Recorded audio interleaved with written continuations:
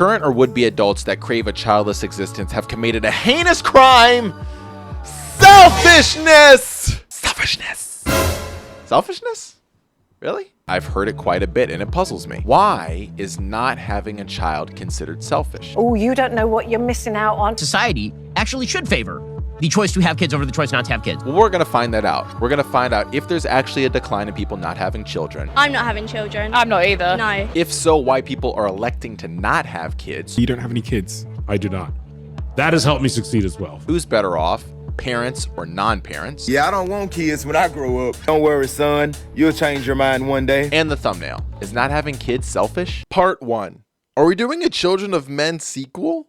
It's okay. You don't have to get every reference. Are we facing a future filled with retirees taking care of each other in retirement homes? Maybe all schools are going to become bowling alleys with unnecessary long bowling lanes. Perhaps Babies R Us will become breweries and butts. I know, it was a reach, I'm sorry. In all seriousness, it's fair to be concerned. The fertility rate in the 1950s worldwide was 5 children per woman. In 2021, that number was 2.3 per woman. Between 1972 and 2020, with women over the age of 40, there's been a general rise with the comfort in not having children. And now across the world, the government is hitting the button. And I mean literally, implementing countless incentives across the board. I think a great example of this is China that abolished their one-child policy. America revived its child tax credit in 2021 by increasing the amount of money that families could receive for their children under the age of 6 to $3,600 when it was originally $2,000. Japan's a good example as well, with parents that are raising children between the ages of 0 and 15 years old. Under 3 years old, they receive 15,000 yen per month per child. Over the age of 3 years old, 10,000 yen per child, 15,000 yen for any third child they may have and onwards. And lastly, junior high students can receive 10,000 yen per child per month. And the list goes on and on. Iran, Singapore, Turkey. But as of recording, with South Korea competing with Taiwan for having the lowest birth rate in the world, the incentives have gone insane. So in South Korea, the Ministry of Health Department has decided to turn off their lights after 7 p.m. on Wednesdays so that their families go home and make more family.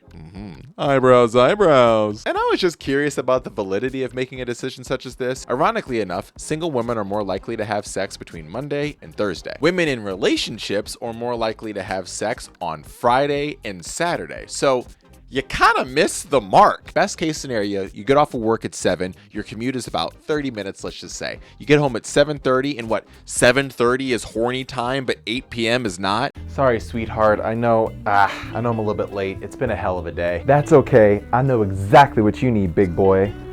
Oh, yeah.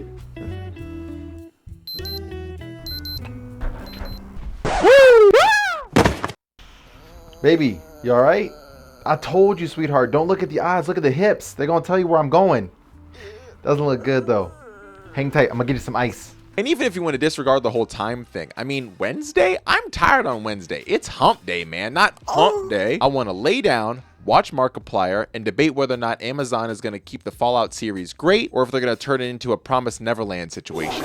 And sure, they have that world population website and the numbers are just going up. But if you look at the projections for 2100, it's starting to look more like a roller coaster. So yeah, I think it's fair to be a little concerned. Part 2, the baby boom.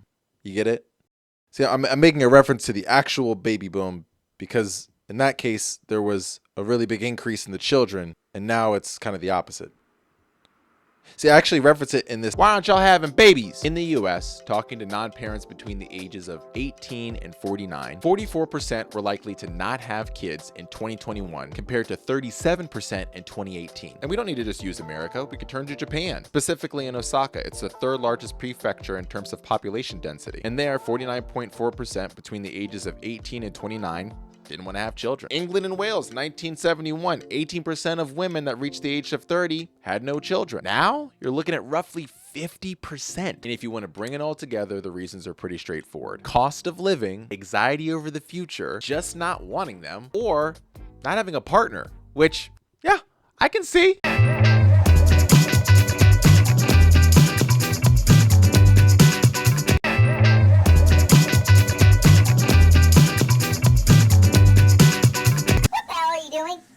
Jacket up. I've been waiting for you to get back home for the past 4 hours so we can go to dinner. This This is ridiculous. I had to eat a little sandwich before you got here. I am sick and tired of this behavior. Day in and day out, making me wait around. Being single and older does not hold the same type of taboo that it used to back in the day. People are comfortable with themselves, their lives, their goals in life, and sometimes it does not line up with having a relationship right then and there. And not to mention, I think the internet and specifically social media has played a huge part. People that are older now that decided to not have kids, especially growing up during a time when you did not have children, had the ability to reach a wider audience. There's no longer this veil of, oh my God, these people decided to not have kids and they're gonna fall into this amorphous blob of loneliness. No.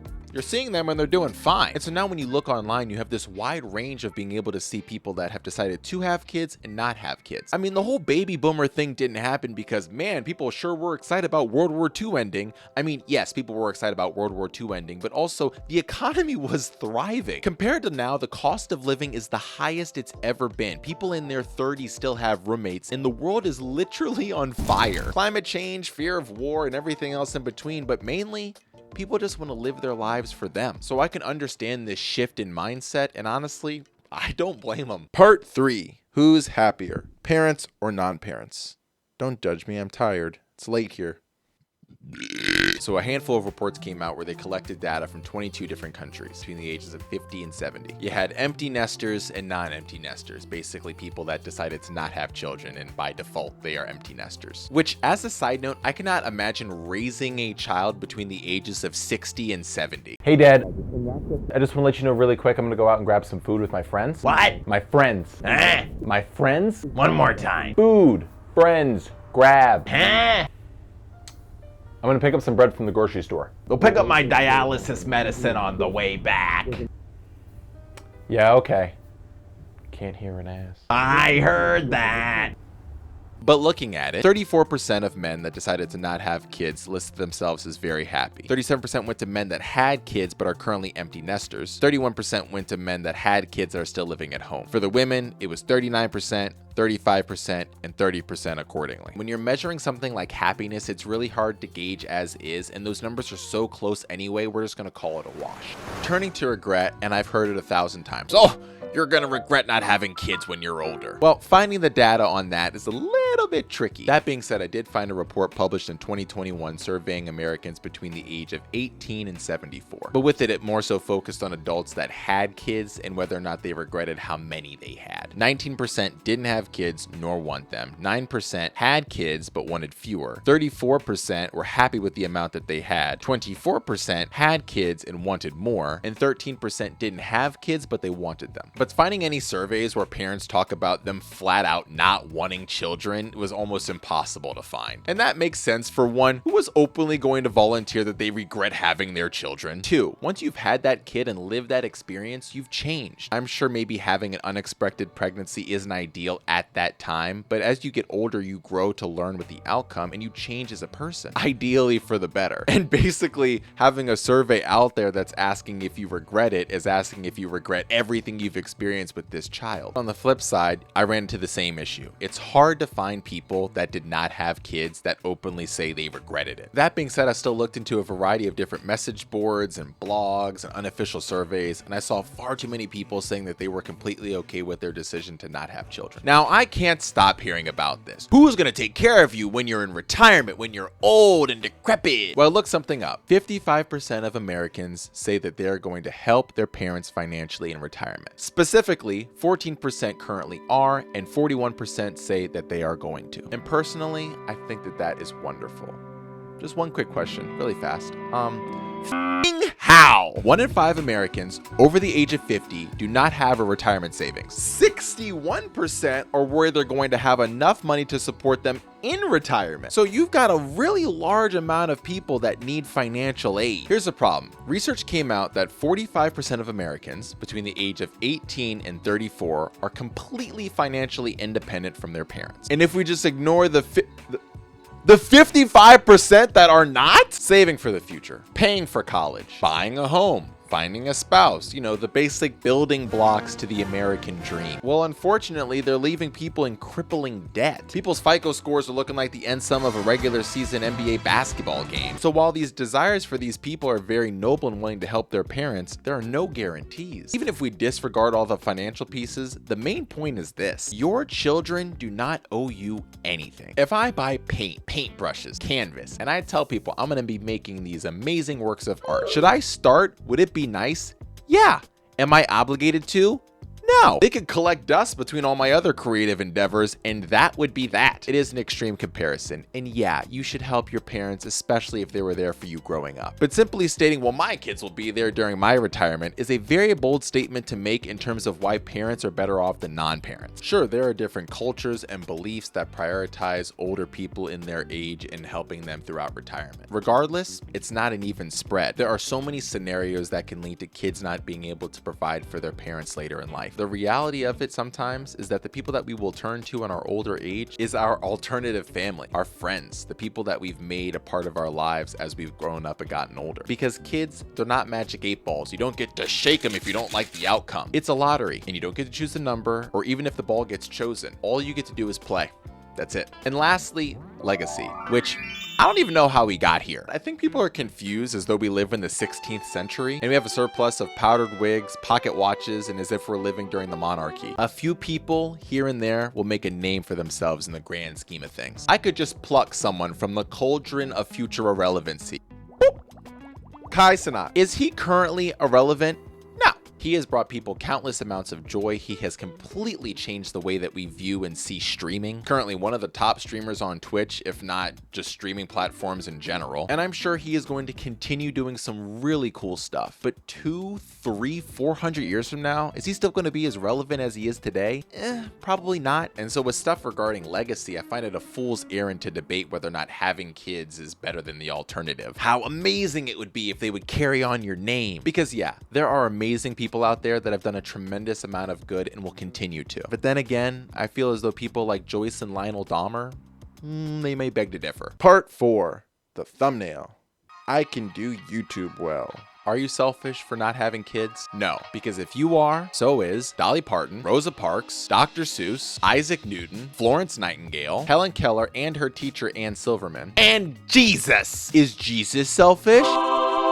And yes, I'm being silly, but all of this is silly. I just list off all of those people to showcase that there are plenty of ways to not have kids and still be amazing contributions to society. Bearing children is not the end-all be-all to join the club of selflessness. There are plenty of parents out there that take advantage of their kids and utilize their talent for their own profit and social standing. Yes, they did raise children and in turn provided for someone other than themselves, as do we all as human beings that plant trees and restore oceans, while simultaneously wiping out wildlife, heating up the planet by the day, and flooding the very oceans we hope to restore with microplastics, chemicals, and all sorts of unspeakable waste. And obviously, there are amazing parents out there that raise great kids and in turn they become incredible adults. And just as obvious as that is, there are people out there that don't have kids that can be just as incredible as teachers, advisors, role models. Think about it this way. For all those people that don't have kids, they have a lot more free time, right? For volunteer work, more financial freedom to donate to charities and organizations. Hell, they might even be able to watch and help over the kids that you may have. And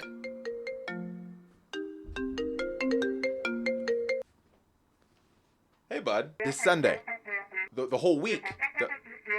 No, of course I'm free. Yeah, I mean, why wouldn't I be? They love you too.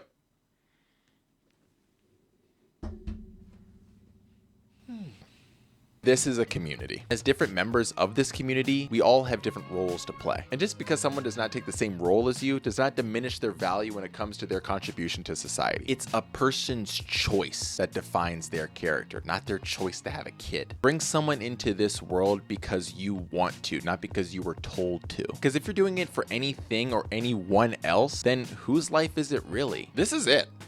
Enjoy your life for you. If you've chosen to live a life without kids and you have any guidance or advice for anyone else, please leave it in the comments below. But besides that, take your time, take a breath, take care. Okay? Bye! It may be all voguing and big fans now, but But with everyone seemingly joining the LGBTQ+ community left and right, are we in store for a future filled with rainbow roads, 9-inch stilettos, and awe-inspiring acrylics?